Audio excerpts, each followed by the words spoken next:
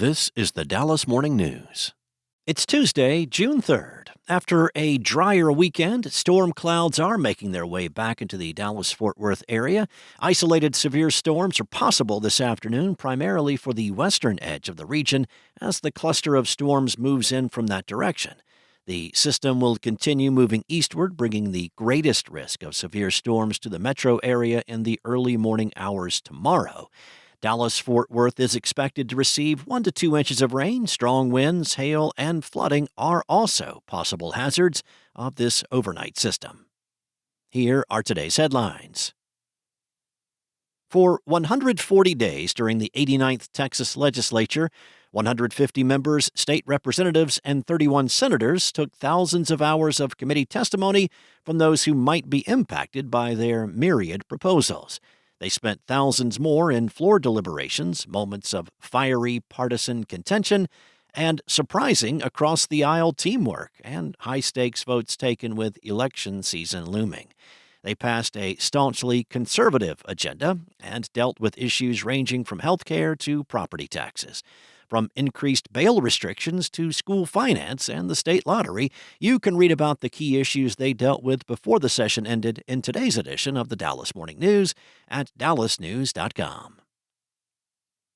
In other news, a Frisco physician has agreed to pay $3.5 million to settle government accusations that his medical clinic defrauded a federal health care program by billing for COVID-19 services that were not provided.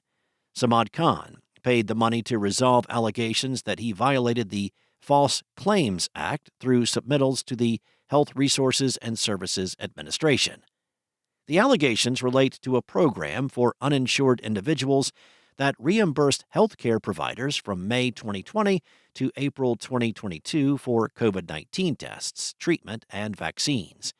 Khan could not be reached Monday for comment.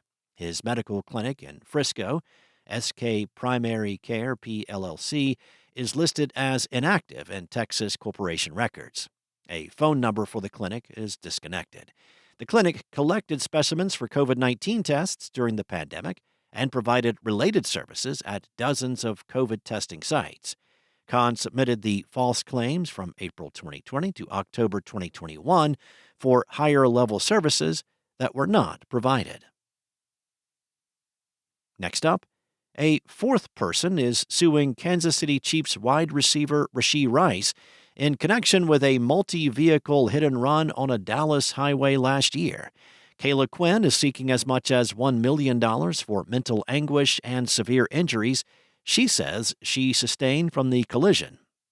Quinn's attorney, Jim Francis, said Rice's conduct was egregious and showed callous disregard for the victims. While some hurt in the crash sought medical treatment, Francis said Rice and others showed no concern when they marched off the highway. Rice's attorney, State Senator Royce West, and an attorney for Theodore Teddy Knox, Rice's former Southern Methodist University teammate, who was also named in the suit, could not be immediately reached by phone. This is the third lawsuit filed against Rice and Knox by people who say they were hurt in the March 2024 crash. According to police, Rice was driving 119 miles per hour in a rented Lamborghini, and Knox was in a Chevrolet Corvette going 116 miles per hour when they lost control at about 6:20 p.m. on North Central Expressway near University Boulevard and caused a chain reaction crash with 4 other vehicles. Police accused Rice and Knox of fleeing, while victims waited for help and were stranded on the highway for hours. And with the busy summer travel season underway, the TSA is warning travelers about the dangers of using USB chargers at airports. According to a Facebook post from TSA, travelers should avoid charging electronic devices via the USB ports that are now commonplace at airports around the country and the world because of the potential malware the ports may contain. The same Facebook advisory also contains a warning from the government agency about free public Wi-Fi available at most airports.